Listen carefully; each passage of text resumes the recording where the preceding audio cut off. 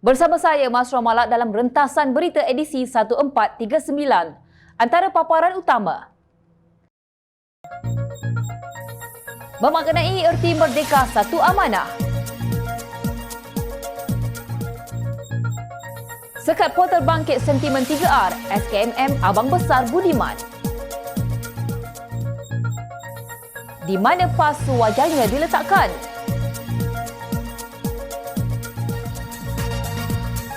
Kenapa PAS biadab sangat?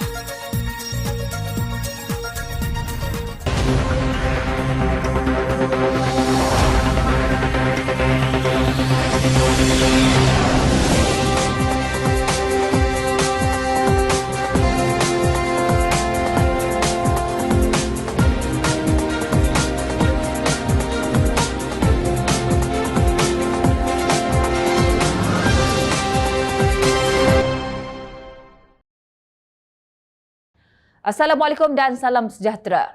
Seluruh rakyat diseru menghargai kemerdekaan serta kedaulatan negara ini dengan mengekalkan perpaduan sebagaimana amanat Perdana Menteri Datuk Seri Anwar Ibrahim sempena Hari Kebangsaan 2023. Anwar ketika menyampaikan amanat Hari Kebangsaan 2023 semalam antara lain menekankan pentingnya perpaduan dalam mempertahankan kemerdekaan negara bagi menggilap Malaysia sebagai sebuah negara hebat. Perdana Menteri berkata antara syarat untuk mencapai aspirasi itu adalah dengan memastikan merdeka rakyat, iaitu sebuah masyarakat yang merdeka minda dan jiwanya serta bebas daripada pandangan pemikiran penjajah dan pemikiran jumud. Perdana Menteri juga turut mengajak semua rakyat untuk bersama-sama memaknai merdeka dan mempertahankan semangat bahawa Malaysia merupakan hak milik semua kaum di negara ini. Anwar yang juga Menteri Keuangan berkata, Malaysia mampu menjadi sebuah negara yang hebat di rantau ini sekiranya semua pihak mempunyai jiwa yang merdeka. Sebab itu kita kena tekankan memaknai merdeka.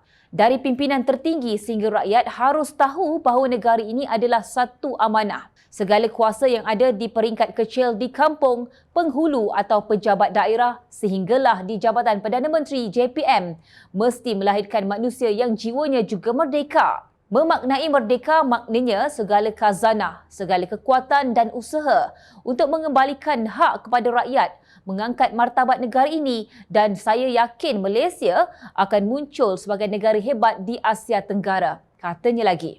Beliau berkata demikian ketika menyampaikan amanat sempena sambutan Hari Kebangsaan ke-66 di Pusat Konvensyen Antarabangsa Putrajaya PICC. Amanat tersebut turut disiarkan secara langsung di saluran televisyen menerusi Radio Televisyen Malaysia RTM dan media sosial Anwar serta Kementerian Komunikasi dan Digital KKD.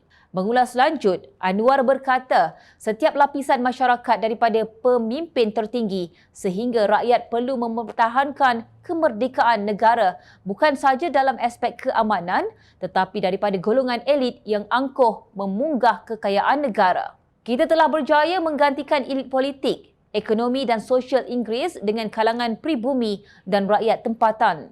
Namun masalah lebih besar ialah jiwa yang terjajah. Negara merdeka, jiwa masih terjajah.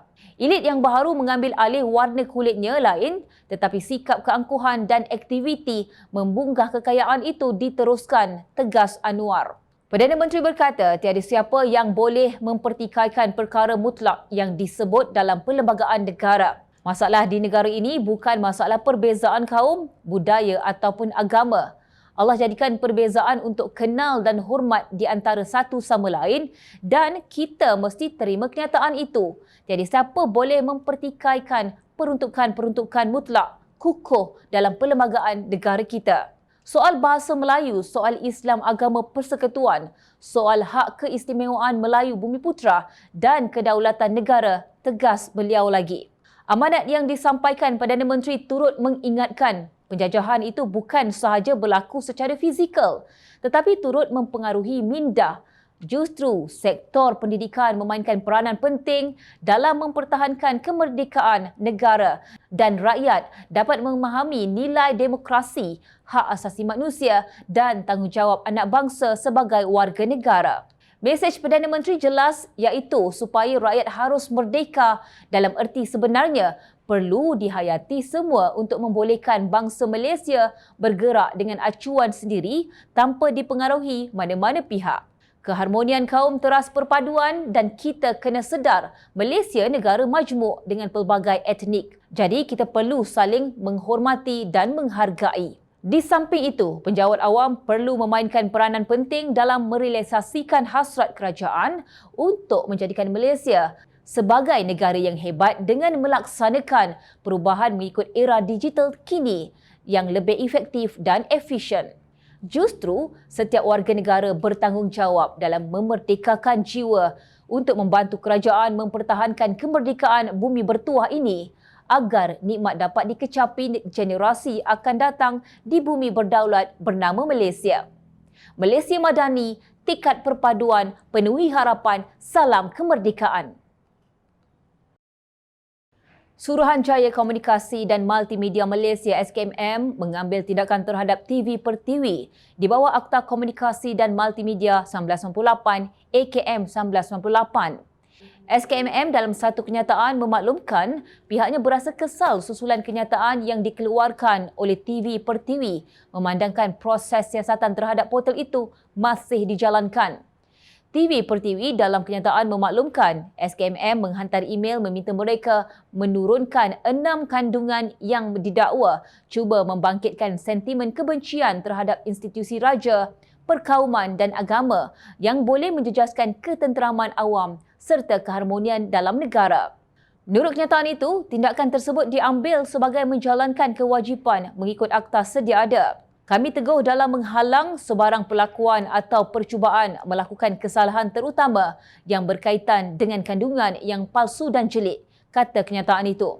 SKMM berkata badan itu bertindak berdasarkan Akta Komunikasi dan Multimedia 1998 AKM 1998 bagi memastikan keharmonian masyarakat terpelihara. Salah satu tanggungjawab perundangan utama SKMM adalah memastikan platform dalam talian tidak diguna pakai untuk sebarang perlakuan atau percubaan melakukan pelanggaran di bawah Undang-Undang Bertulis Malaysia. Ini termasuklah tindakan menyebarkan berita palsu, kandungan yang jelek dan berunsur fitnah. Sejak kebelakangan ini terdapat peningkatan yang membimbangkan dalam penerbitan berita yang kurang bertanggungjawab, kurang peka dan kurang tepat. Terdapat organisasi media yang telah menerbitkan kandungan yang tidak tepat dan mengelirukan. Beberapa organisasi media didapati tidak bertanggungjawab menyebarkan berita yang mengelirukan atau dengan sengaja menyiarkan kandungan yang kurang tepat, kata kenyataan yang dikeluarkan Unit Komunikasi Korporat SKMM. Terdahulu, sekumpulan veteran dalam bidang kewartawanan membantah tindakan SKMM mutakhir ini yang didakwa kononnya bertindak sebagai abang besar. Kami sama sekali tidak bersetuju dengan yang kebelakangan ini bertindak seolah-olah sebagai abang besar dengan sewenang-wenangnya menyekat kandungan berita dalam talian.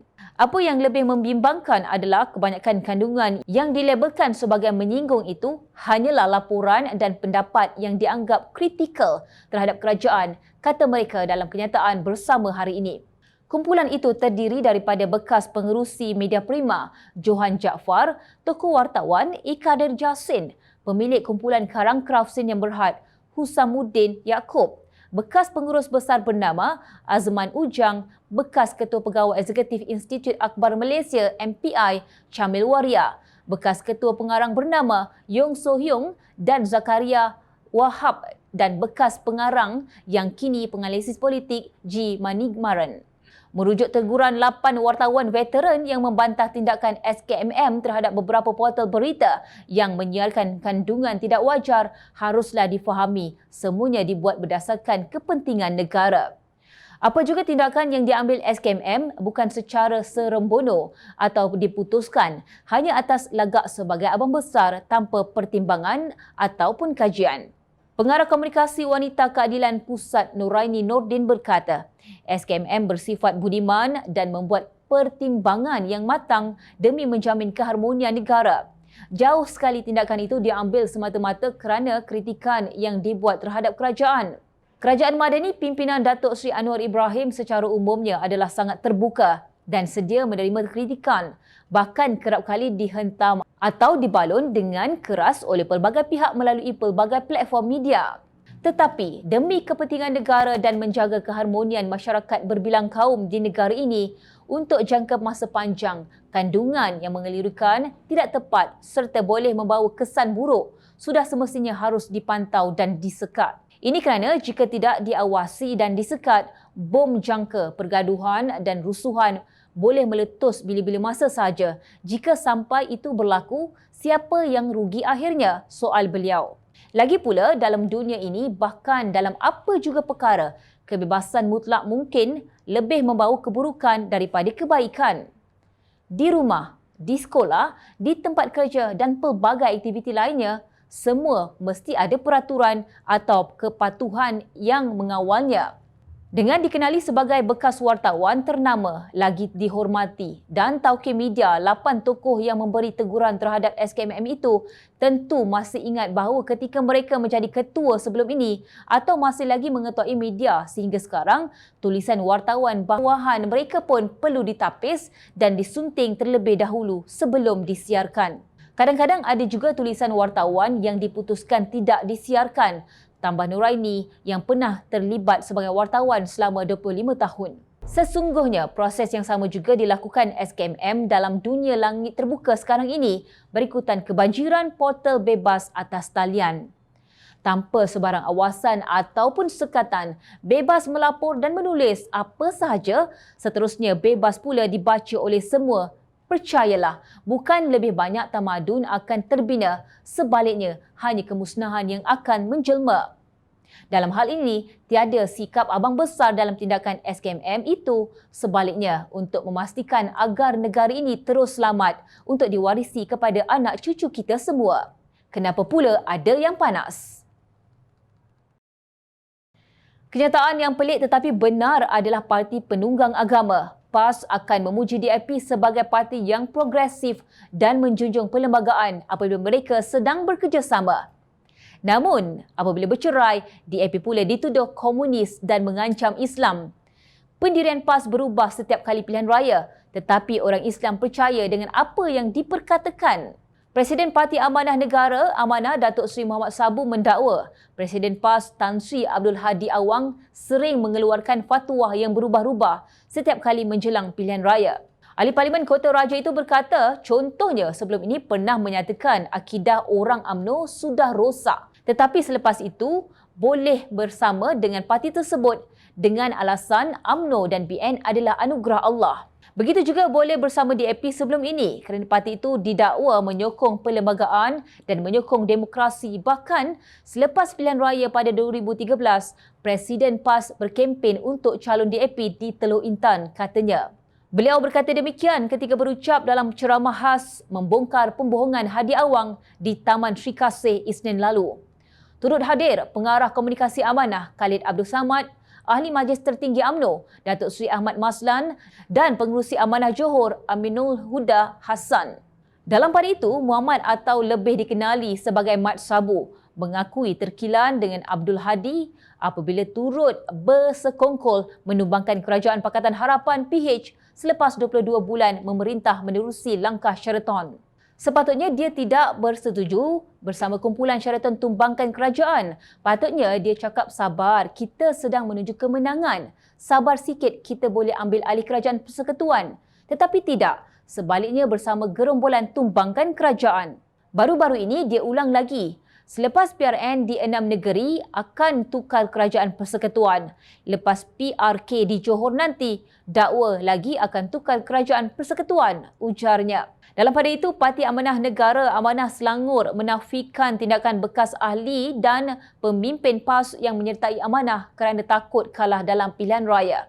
Pengerusinya yang juga bekas pemimpin PAS, Insinyur Izham Hashim, sebaliknya berkata, pemilihan parti merupakan hak individu dalam sistem demokrasi yang diamalkan dalam negara. Itu hak kami berdemokrasi dan bukanlah hilang Islam. Kalau saya sertai Parti Amanah, jadi pada kami tidak ada isu timbul kalah atau menang pilihan raya. Katanya dalam satu video dimuat naik di media sosialnya pada kemarin. Beliau berkata demikian mengulas ucapan Hadi Awang pada hari pertama berkempen bagi pilihan raya kecil Simpang Jeram di markas PAS Bakri di Johor Ahad lalu. Abdul Hadi kononnya mendakwa tindakan segelintir ahli dan bekas pemimpin parti itu menyertai amanah adalah kerana takut kalah dalam pilihan raya. Beliau yang juga ahli parlimen Marang turut menyifatkan mereka sebagai lemah semangat sehingga sanggup meninggalkan dasar perjuangan PAS. Dalam pada itu, Izham menyifatkan kenyataan Presiden PAS itu seolah-olah menunjukkan terdapat perasaan dendam pemimpin terbabit terhadap amanah. Presiden PAS ini dari dahulu beliau macam berdendam dengan Parti Amanah Negara. Parti-parti politik ini kalau hendak guna Islam sebagai asasnya, bukanlah parti banyak mana pun, namun ia bergantung dengan pengundi dan rakyat untuk memilih mana-mana parti. Mana parti yang bagus rakyat akan ikut. Tiada dalam kitab mana pun parti Islam ini ada satu sahaja. Parti ini benda baru jadi kita tidak usahlah kita berdendam, kata Izham. Ujar Izham lagi, mereka memilih amanah kerana yakin dengan dasar perjuangan parti itu untuk membina negara lebih baik berasaskan kepada Islam sebenar dan bukan Islam seperti dituntut PAS. Yang dia itu parti Islam tapi maki hamun, mengadu domba dan fitnah orang lain. PAS sebenarnya sudah lari jauh dari Islam yang dibawa Rasulullah sallallahu alaihi wasallam, tambahnya lagi. Demikianlah padahnya apabila Islam diguna sesuka hati, Melayu ditunggang mengikut kehendak sendiri. Para walaun memang akan mengiyakan apa saja yang keluar dari mulut sang presiden. Namun, tidak orang lain yang berakal, berfikiran waras akan berfikir 10 kali dengan mata hati tentang apa saja yang diperkatakan Hadi. 10 yang dikatakan Hadi, 1 belum tentu betulnya. Perjuangan PAS diselami dendam, ekstrim, taksub, fitnah, perguna ayat Al-Quran dan hadis, sesuka hati, maki hamun serta gila kuasa, justru di mana sewajarnya PAS diletakkan. Syarat kerjasama politik hendaklah dengan niat ikhlas menyatukan umat dan kerjasama atas dasar kebajikan, bukannya dengan niat terselindung memecahkan parti rakan kerjasama. Bekas Setiausaha Majlis Syura Ulama PAS, Datuk Dr. Muhammad Khairuddin Aman Razali mempersoalkan niat PAS yang sedia bekerjasama dengan UMNO namun tidak dengan pemimpin yang membuat keputusan untuk berpakat dengan DAP. Beliau yang juga ahli Majlis Ulama UMNO berkata, kerjasama politik antara Barisan Nasional BN dan Pakatan Harapan PH diputuskan oleh Majlis Kerja Tertinggi UMNO, bukannya keputusan individu seusai PRU. Keputusan untuk bekerjasama dengan mana-mana parti juga mesti keputusan oleh parti, bukannya individu. Adakah PAS mahu bermain dengan agenda pecah perintah di kalangan pemimpin UMNO sebagaimana PAS lakukan di akhir-akhir berkerajaan bersama di peringkat persekutuan sebelum ini? Soalnya menerusi satu kenyataan di Facebooknya semalam. Beliau berkata perlu diingatkan bahawa BN berpakat dengan PH sebagai gabungan parti-parti bukannya dengan DAP secara bersendiri. Itu pun selepas pilihan raya umum PRU di saat tiada parti mempunyai majoriti yang membolehkan kerajaan ditubuhkan dan dengan titah yang di-Pertuan Agong. Tetapi naratif ini sengaja diulang oleh PAS untuk membina persepsi negatif terhadap kerjasama kerajaan perpaduan. Itulah kerja PAS membina persepsi negatif pada parti lawan, katanya. Kata Muhammad Khairuddin lagi, pemimpin PAS sendiri pernah bermati-matian mengecam DAP ketika DAP menyebut untuk bekerjasama dengan PAS sahaja tetapi tidak dengan Presiden PAS ketika itu.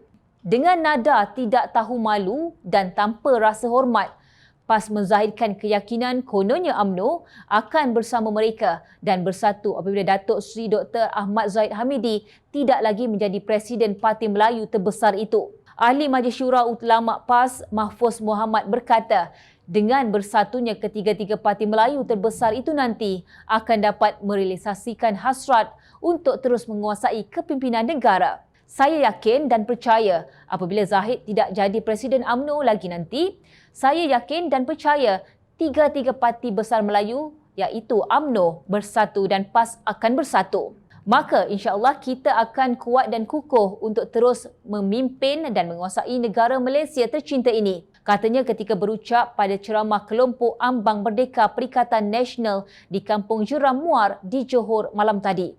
Mengulas lanjut, Mahfuz berkata, PAS bersatu dan UMNO juga wajib bersatu padu bagi mendapatkan kemenangan besar dalam politik. Untuk supaya calon-calon daripada PN ini akan mendapat kemenangan yang lebih selesa di peringkat pusat atau negeri, maka hendaklah kita bersatu padu terutama dalam bidang politik ini. Maka tiga parti politik Melayu terbesar wajib bersatu padu. Kerana dengan ketiga-tiga parti besar Melayu Islam ini, iaitu UMNO, Bersatu dan PAS, insya-Allah tiga-tiga parti ini akan mendapat kemenangan yang besar, katanya lagi.